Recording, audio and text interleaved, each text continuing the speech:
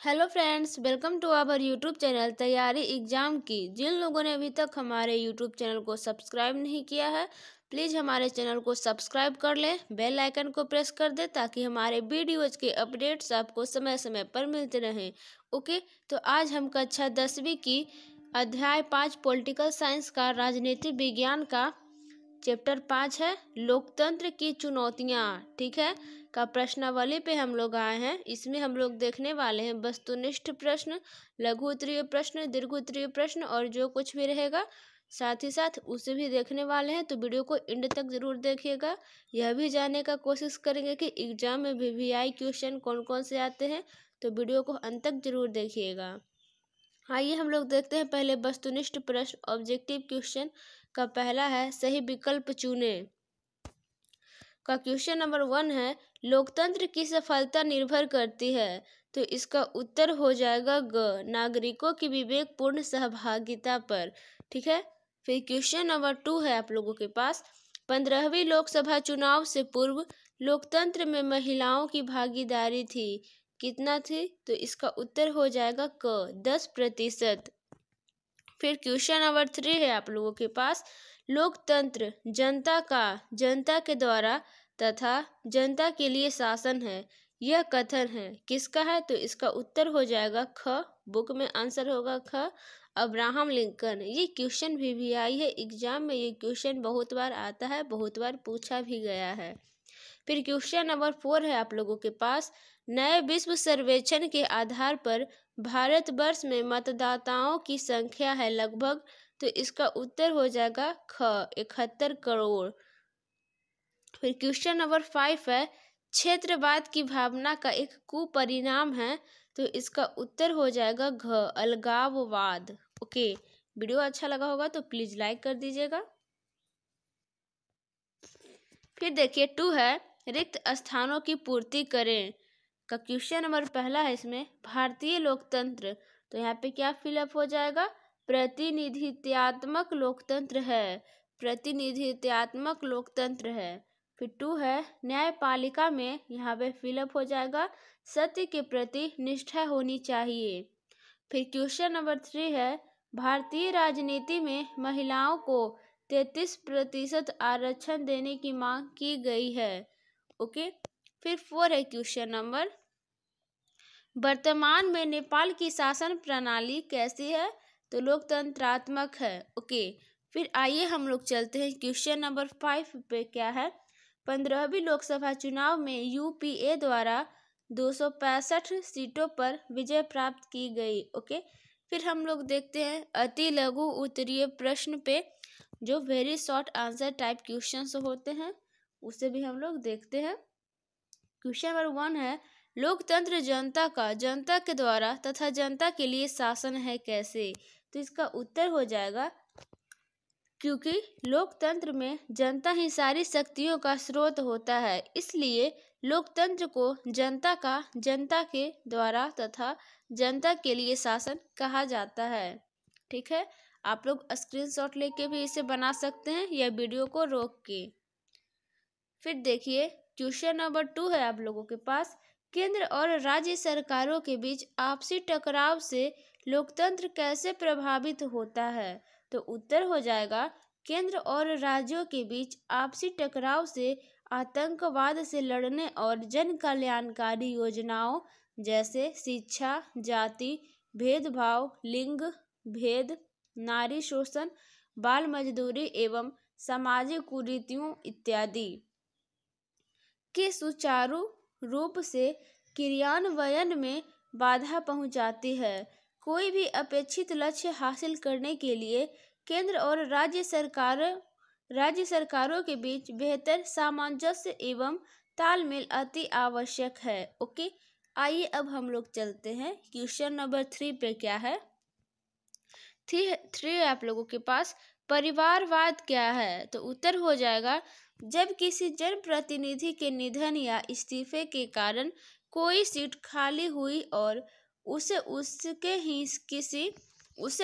ही किसी परिजन को टिकट दे दिया जाए तो यह परिवारवाद कहलाता है। जैसे कि कोई शिक्षक हो, ओके, तो उसका इस्तीफा कर दिया जाए, तो उसके बेटा जो है तो बेटे को अपने पिता के पद पर नियुक्त कर दिया जाता है। ओके, तो वही कह रहा है, जब किसी जन प्रतिनिधि के निधन या इस्तीफे के कारण कोई सीट खाली हुई और उससे उसके ही किसी परिजन को टिकट दे दिया जाए तो यह परिवारवाद कहलाता है। ओके, यानी कि परिवार का नौकरी छोटा या उनकी मृत्यु हो गई तो उनके बेटा या बेटी जो भी है वो नौकरी करना चाहते हैं तो उनको नौकरी दे दिया जाता है, तो यही परिवारवाद कहलाता है। फिर आइए देखते हैं क्वेश्चन नंबर 4 पे क्या है। 4 है, आर्थिक अपराध का अर्थ स्पष्ट करें। उत्तर हो जाएगा, विदेशी मुद्रा का अवैध आगमन या विदेशी बैंकों में भारतीयों द्वारा जमा की गई बड़ी धनराशि आर्थिक अपराध कहलाता है। ओके, फिर आइए अब हम लोग देखते हैं क्वेश्चन नंबर 5 पे क्या है। 5 है, सूचना को अधिकार का कानून लोकतंत्र का रखवाला है कैसे। माइंड में सेट कर लीजिए, ये क्वेश्चन बहुत ही इंपॉर्टेंट है, एग्जाम से रिलेटेड है। कुछ कुछ क्वेश्चंस ऐसे होते हैं कि बच्चे खुद से क्रिएट नहीं कर पाते हैं या नहीं बना पाते हैं और एग्जाम में वैसा वैसा ही क्वेश्चन आ जाता है। तो ये क्वेश्चन भी उसी में से एक क्वेश्चन है कि सूचना को अधिकार का कानून लोकतंत्र का रखवाला है कैसे। तो आपको इसको क्या करना है, ध्यान से देखना है और समझना है। स्क्रीनशॉट लेके भी बना सकते हैं। तो उत्तर हो जाएगा, 15 जून 2005 को सूचना के अधिकार का कानून को अधिनियमित किया गया था और पूर्णतया 12 अक्टूबर 2005 को संपूर्ण धाराओं के साथ लागू किया गया। ओके, फिर सूचना का अधिकार अर्थात यहाँ पे राइट टू इन्फॉर्मेशन, यहाँ पे लिख दिए है राइट टू इन्फॉर्मेशन। सूचना का अधिकार का तात्पर्य है सूचना पाने का अधिकार, जो सूचना अधिकार कानून लागू करने वाला राष्ट्रपति नागरिकों को प्रदान करता है। अब देखिए, लोकतंत्र का मतलब होता है लोगों द्वारा लोगों पर किया गया शासन। तो हम सरकार को चुनते हैं। अब सरकार कई अलग अलग विभागों की अलग अलग चीजें चुनती है। अलग अलग विभागों का कार्य संपादित करती है। अब इसका प्रशासन कैसा है या किसी सरकार किस तरीके से कार्यों को कर रही है, ठीक है, यह हमको नहीं पता होता है। इसलिए सूचना का अधिकार के तहत हम उनके कार्यों को जान सकते हैं और उनकी नीतियों को सही तरीके से समझ सकते हैं। ओके, फिर आइए अब हम लोग चलते हैं क्वेश्चन नंबर, अब अलग आ गया है, लघु उत्तरीय प्रश्न आ गए हैं। ओके, शॉर्ट आंसर्स क्वेश्चन का क्वेश्चन नंबर 1 है कि लोकतंत्र से क्या समझते हैं। VVI क्वेश्चन एग्जाम में क्वेश्चन आता है या आ सकता है।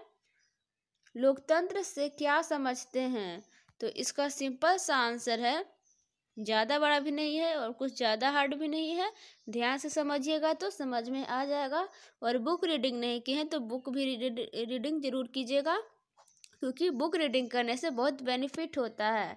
देखिए, उत्तर हो जाएगा, लोकतंत्र सिद्धांत एवं व्यवहार में लोकतंत्र जनता द्वारा तथा जनता के लिए शासन है।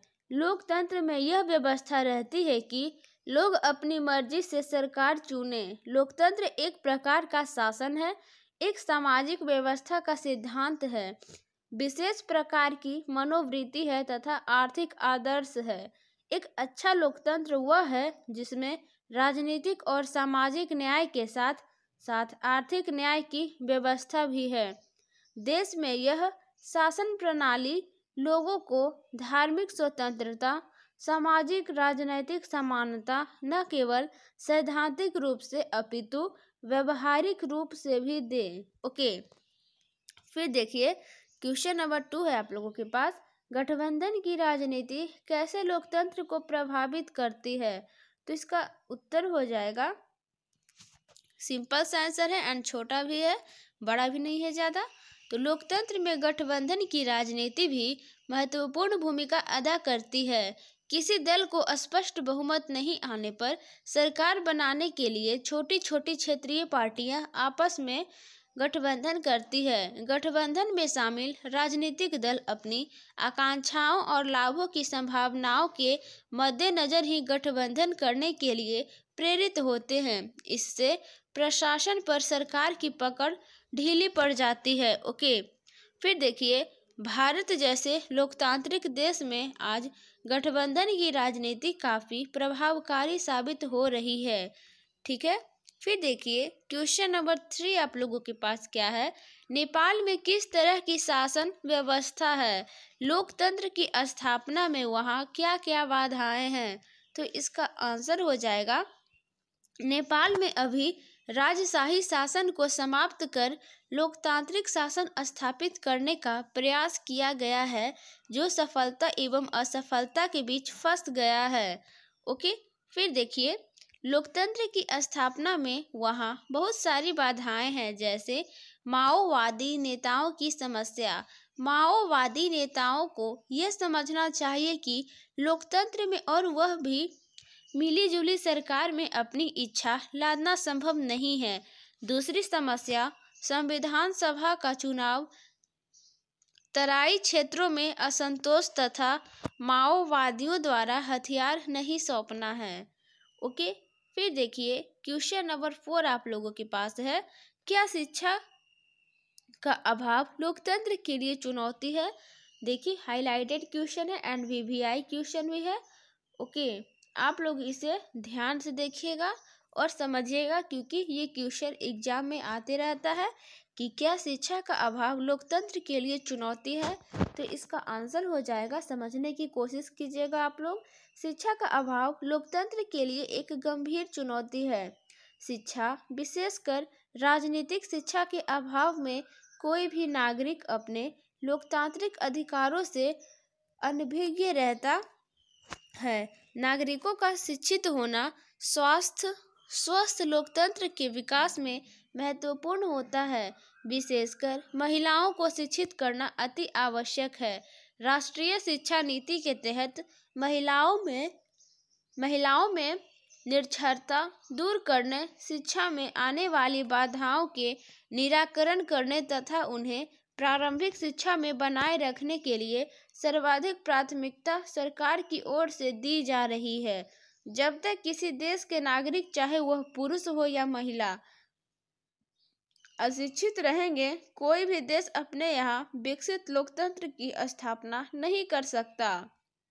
ये रियल बात है। इस कारण हम कह सकते हैं कि शिक्षा का अभाव लोकतंत्र की एक गंभीर चुनौती में से एक है।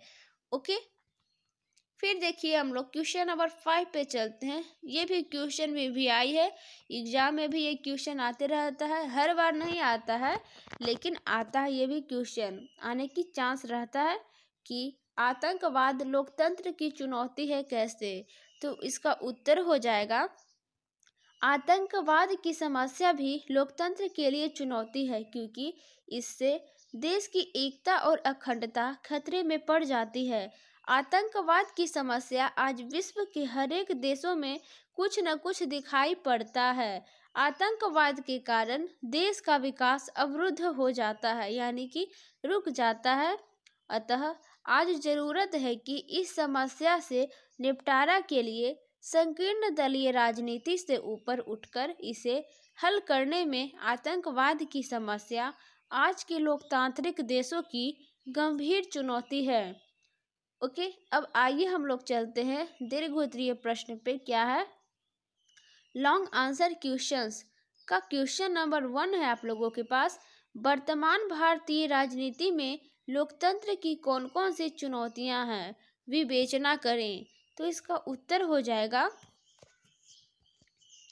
वर्तमान भारतीय लोकतंत्र में अनेक दीर्घकालिक और समसामयिक समस्याएं हैं जो हमारा ध्यान आकर्षित करती है। इनमें से प्रत्येक समस्याओं को संकीर्ण दलीय राजनीति से ऊपर उठकर हल किए जाने की आवश्यकता है।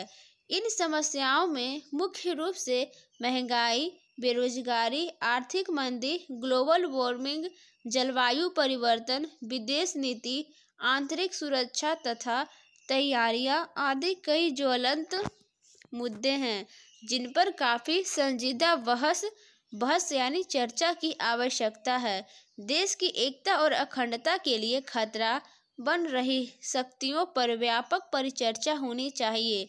यह खतरा केवल आतंकवादी गतिविधियों, पूर्वोत्तर के अलगाववादी या नक्सलवादी गतिविधियों एवं अवैध शरणार्थियों से नहीं, बल्कि बढ़ते आर्थिक अपराधों से भी है। विदेशी मुद्रा का अवैध आगमन, विदेशी बैंकों में भारतीय द्वारा जमा की गई बड़ी धनराशि, उच्च एवं न्यायिक पदों पर व्याप्त भ्रष्टाचार, असमानता और असंतुलन जैसे भारतीय राजनीति में लोकतंत्र की विभिन्न समस्या या चुनौतियां हैं। ठीक है। केंद्र और राज्यों के बीच आपसी टकराव से आतंकवाद से लड़ने और जन कल्याणकारी योजनाओं जैसे क्या क्या, तो शिक्षा, जाति भेदभाव, लिंग भेद, नारी शोषण, बाल मजदूरी एवं सामाजिक कुरीतियां इत्यादि भी वर्तमान भारतीय राजनीति में लोकतंत्र की चुनौतियां हैं।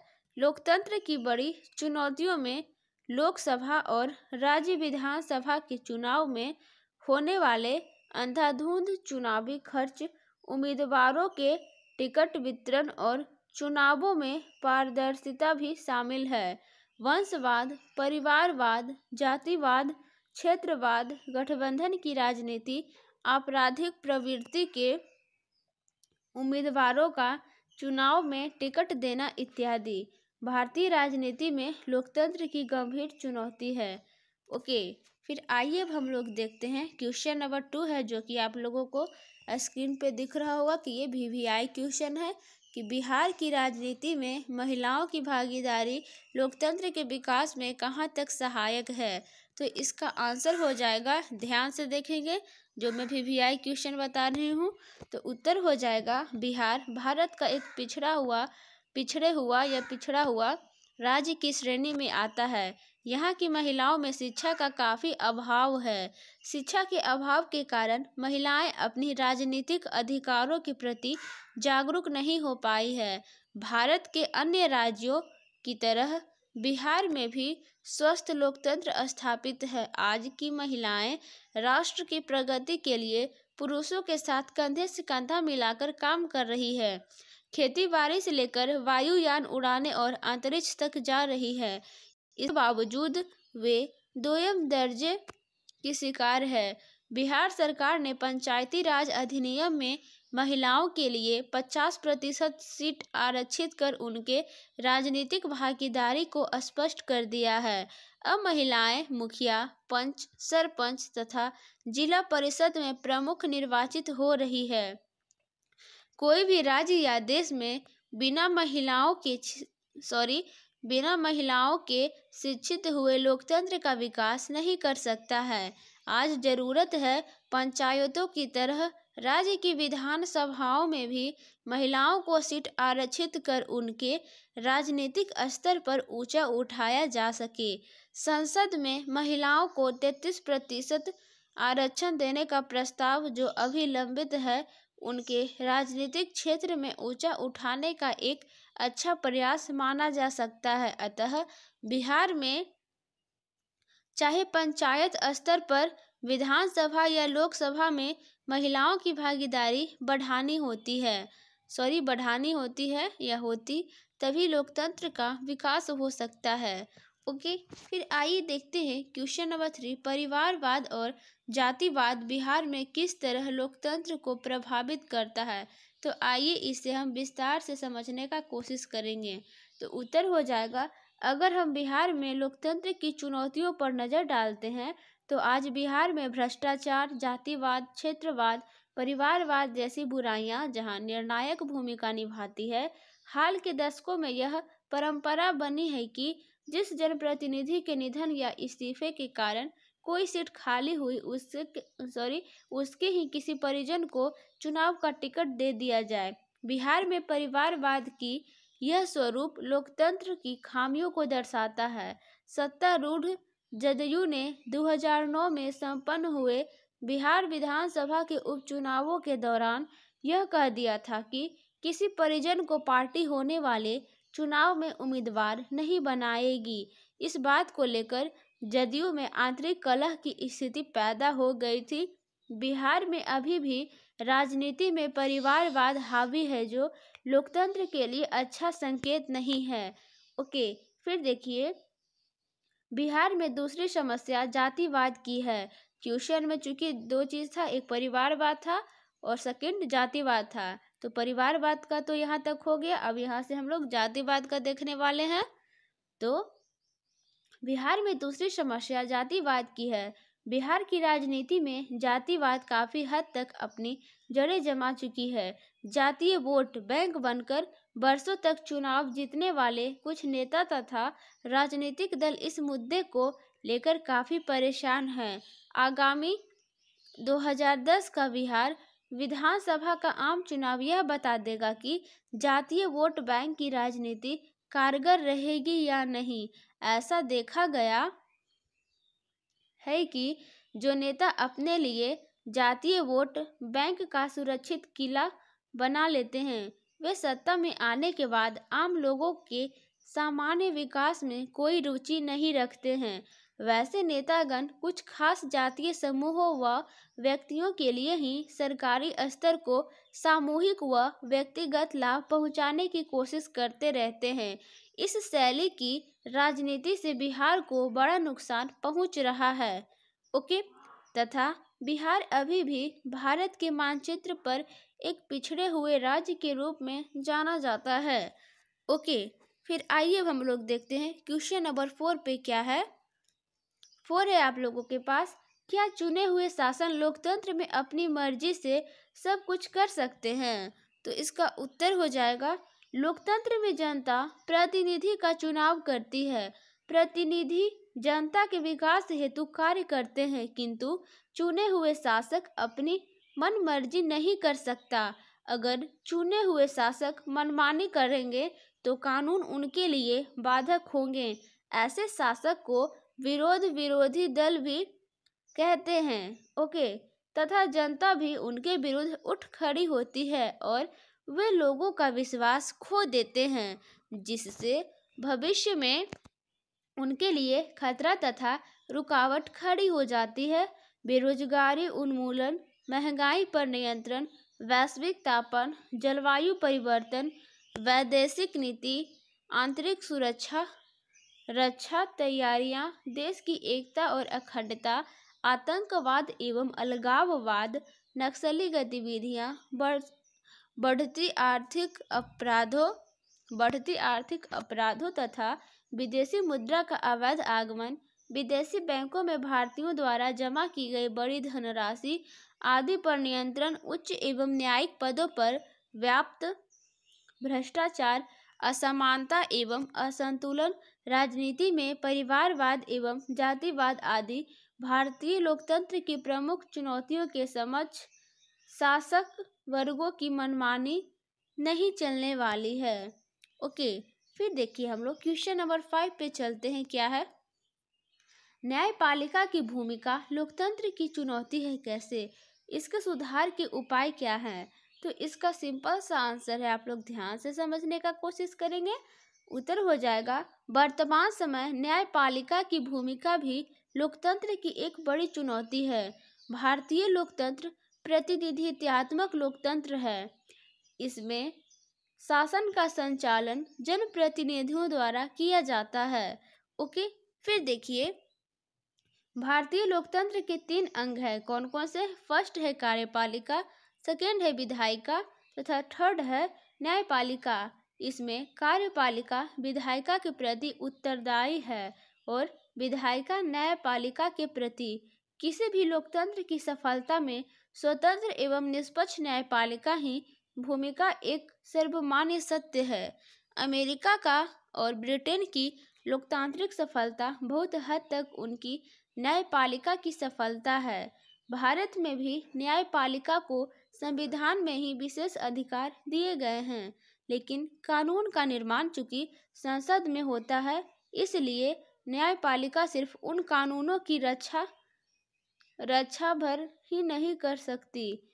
ओके, फिर है जरूरत है विधायिका के ऊपर न्यायपालिका का पूर्ण नियंत्रण। जब तक विधायिका के ऊपर न्यायपालिका का पूर्ण नियंत्रण नहीं होगा तब तक लोकतंत्र की सफलता संभव नहीं है। ओके, अब हम लोग देखते हैं न्यायपालिका की भूमिका में सुधार के उपाय निम्नलिखित है। एक क्वेश्चन में ही 2 क्वेश्चन था तो दोनों का आंसर हम दे रहे हैं। तो पहला है न्यायिक पदों पर बैठे लोगों में फैले भ्रष्टाचार को दूर करना। सेकेंड है न्यायपालिका पर लोगों का पूरा विश्वास तथा तीसरा है न्यायिक प्रक्रिया में अनावश्यक विलंब को रोका जाना। ओके, फिर देखिए त्वरित गति से किसी भी केस का न्याय में निपटारा हो। फिर आइए देखते हैं क्वेश्चन नंबर 6 क्या है, जो कि इम्पोर्टेंट क्वेश्चन है, वीवीआई है। आप लोगों को दिख रहा होगा कि वीवीआई लिखा हुआ है। क्या आतंकवाद लोकतंत्र की चुनौती है, स्पष्ट करें।